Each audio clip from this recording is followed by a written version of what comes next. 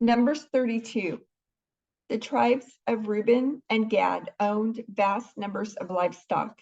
So when they saw that the lands of Jazer and Gilead were ideally suited for their flocks and herds, they came to Moses, Eleazar the priest, and the other leaders of the community.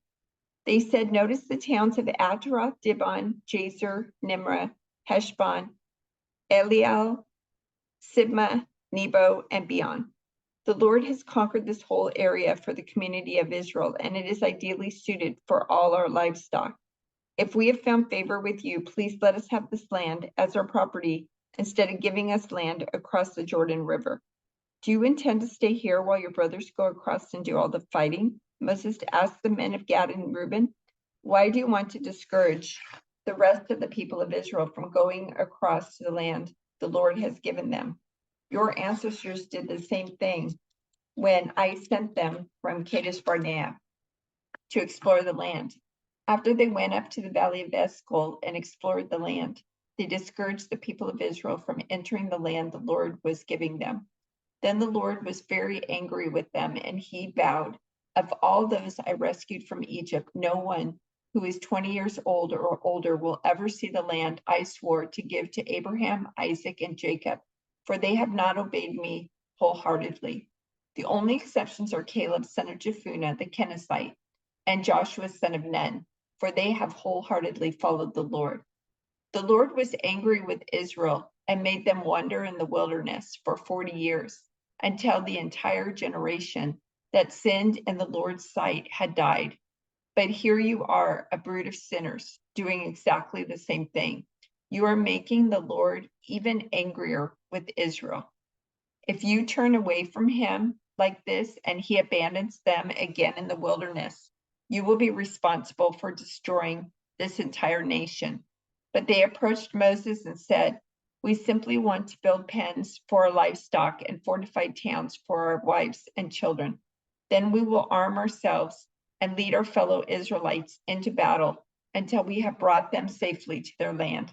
Meanwhile, our families will stay in the fortified towns we build here, so they will be safe from any attacks by the local people. We will not return to our homes until all the people of Israel have received their portions of land, but we do not claim any of the land on the other side of the Jordan. We would rather live here on the east side and accept this as our grant of land." Then Moses said, "If you keep your word and arm yourselves for the Lord's battles, and if your troops cross the Jordan and keep fighting until the Lord has driven out his enemies, then you may return when the Lord has conquered the land.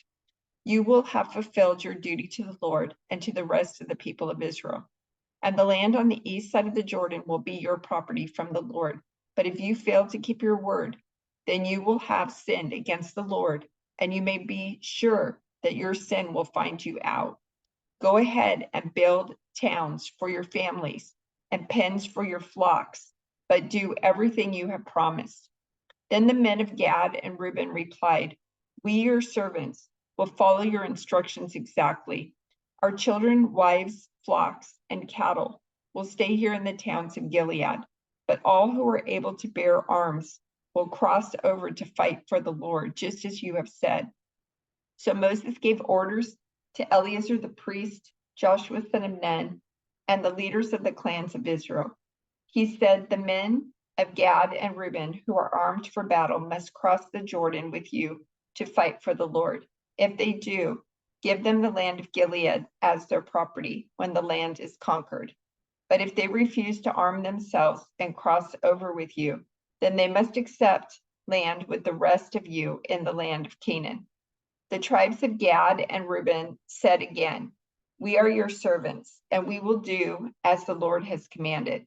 We will cross the Jordan into Canaan, fully armed to fight for the Lord, but our property will be here on this side of the Jordan." So Moses assigned land to the tribes of Gad, Reuben, and half the tribe of Manasseh, son of Joseph. He gave them the territory of King Sihon of the Amorites and the land of King Og of Bashan, the whole land with its cities and surrounding lands. The descendants of Gad built the towns of Dibon, Ataroth, Arar, Atroth Shophan, Jazer, Jogbehah, Beth Nimrah, and Beth Haran. These were all fortified towns with pens for their flocks. The descendants of Reuben built the towns of Heshbon, Elielel, Kiriathaim, Nebo, Baal-meon, and Sibmah. They changed the names of some of the towns they conquered and rebuilt. Then the descendants of Machir of the tribe of Manasseh went to Gilead and conquered it, and they drove out the Amorites living there. So Moses gave Gilead to the Machirites, descendants of Manasseh, and they settled there. The people of Jair, another clan of the tribe of Manasseh, captured many of the towns in Gilead and changed the name of that region to the towns of Jair. Meanwhile, a man named Nobah captured the town of Kenneth and its surrounding villages, and he renamed that area Nobah after himself.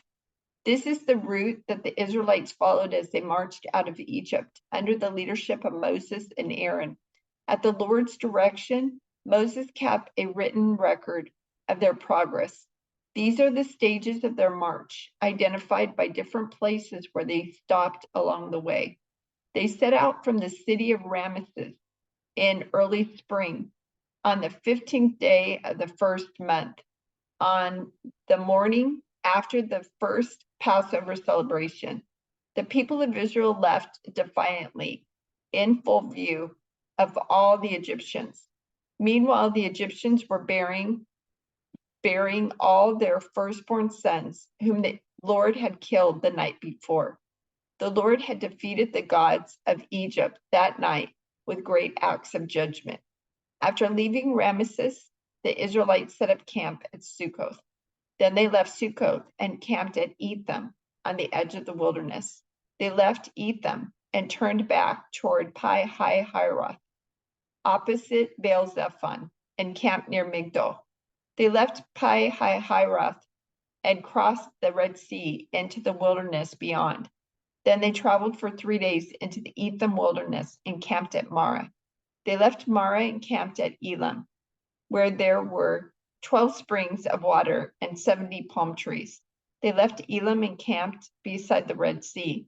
They left the Red Sea and camped in the wilderness of Sin. They left the wilderness of Sin and camped at Dophakah. They left Dophakah and camped at Alush. They left Alush and camped at Rephidim, where there was no water for the people to drink. They left Rephidim and camped in the wilderness of Sinai. They left the wilderness of Sinai and camped at Kibroth Hattaavah. They left Kibroth Hattaavah and camped at Hazeroth. They left Hazeroth and camped at Rithmah. They left Rithmah and camped at Rimmon Perez. They left Rimmon Perez and camped at Libnah. They left Libnah and camped at Rizah. They left Rizah and camped at Ki-Heleleth.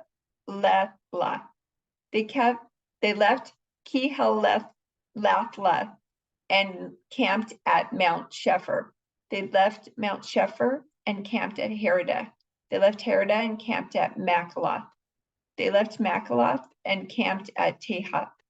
They left Tahath and camped at Terah. They left Terah and camped at Mithkah. They left Mithkah and camped at Hashmanah. They left Hashmanah and camped at Mazroth. They left Mazroth and camped at Beni Jaakan. They left Beni Jaakan and camped at Hor Haggidgad. They left Hor Haggidgad and camped at Jobathan. They left Jobatha and camped at Abranah. They left Abranah and camped at Ezion-Geber. They left Ezion-Geber and camped at Kadesh in the wilderness of Zin.